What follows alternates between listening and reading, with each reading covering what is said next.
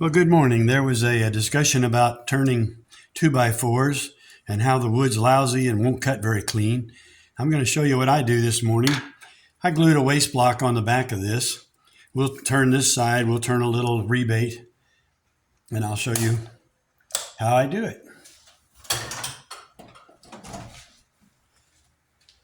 It works a lot better if you have the lathe plugged in. The first thing I'm going to do, of course, is square it up. I'm using a Thompson 3/8 inch V gouge, bowl gouge.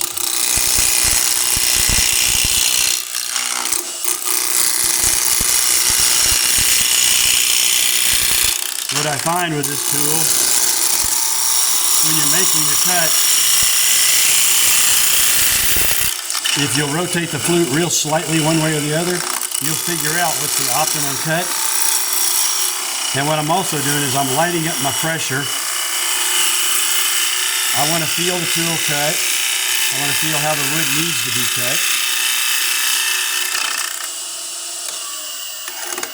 A little bit out of round still, just barely. On the back side, I'm not going to worry about that because we're going to straighten it up in a minute. Then I'm going to face it off.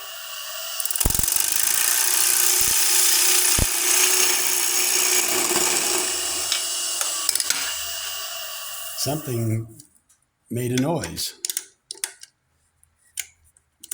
My chuck may not have been tight. I left it last night. So I set this.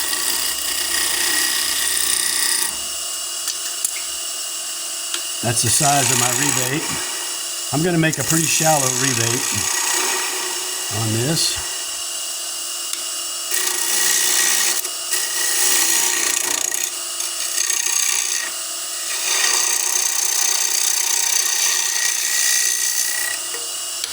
Then I have a tool that I built to give me the undercut.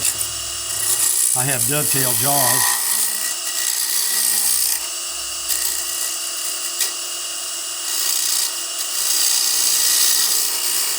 There we go. I want to round off this corner just a slight bit.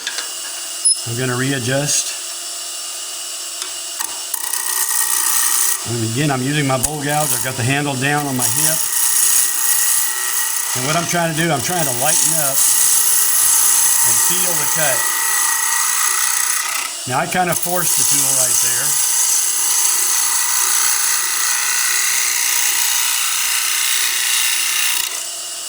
So we'll look at it and see. I bet I've got some tear out, ever so slightly.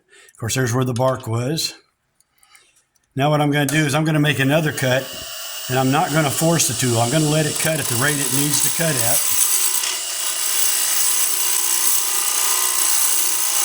I've got extremely light pressure with my left hand. My right hand is putting very little pressure on the bevel.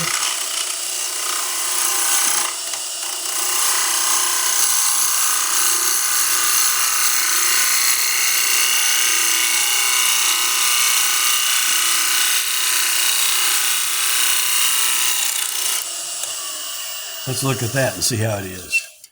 Much cleaner.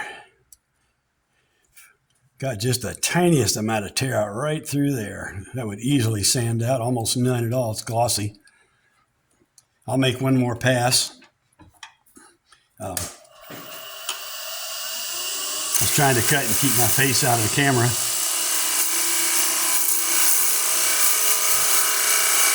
Now you notice I'm not moving the tool fast. I'm letting it cut at the rate it wants to cut. I'm being very gentle with the forward pressure.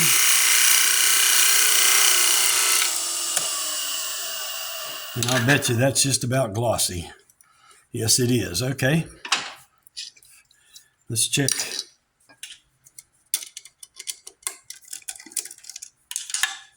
I'll knock that off.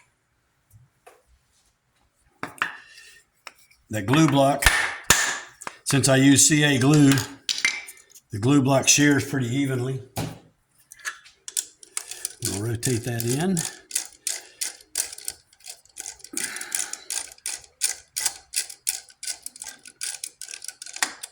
Now this is a side grain bowl. I'm not going to tighten that tenon real tight. I made the tenon I made the rebate so that it fits, so the jaws are almost completely closed, so I don't need a lot of pressure to lock it down. Now, if I'm feeding the wood in this way, the tool in this way, I'm cutting directly into the grain. And you'll see how slow the tool goes. If I cut this way, I'm cutting across the grain.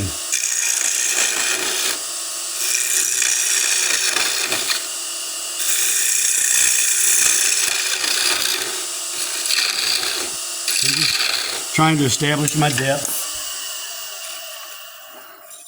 Check this, I can go in about that far right there.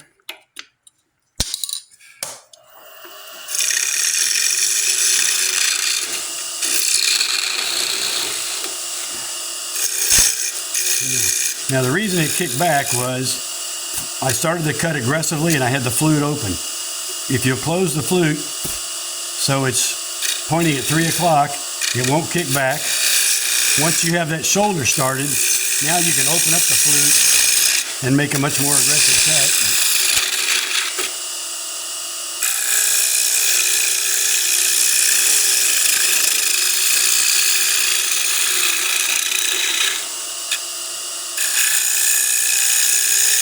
Always start the cut real gentle.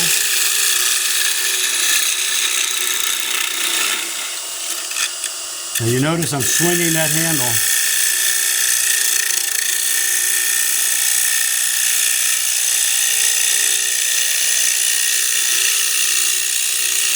I have to slow down my feed rate because the surface speed is slower in the middle.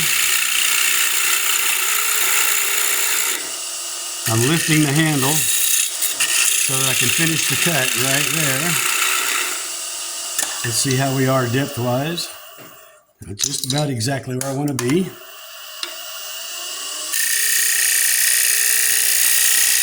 Now what I'm doing is I'm visualizing the outer shape. I'm actually watching the outside of the vessel.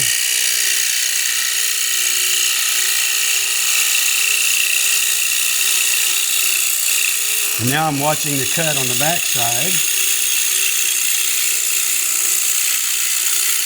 Now I have a 55-degree bevel on this tool. And so you'll see that I'm almost hitting the edge. I've got just enough room. I'll pick up the cut now.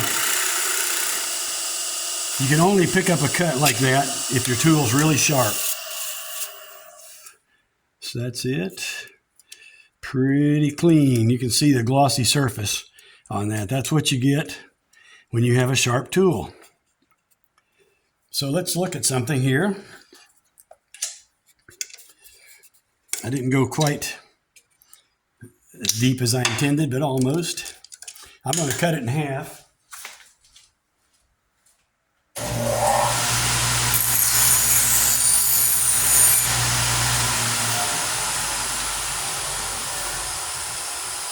So again, now you'll notice that I've got a nice continuous curve there. The curve matches the bevel.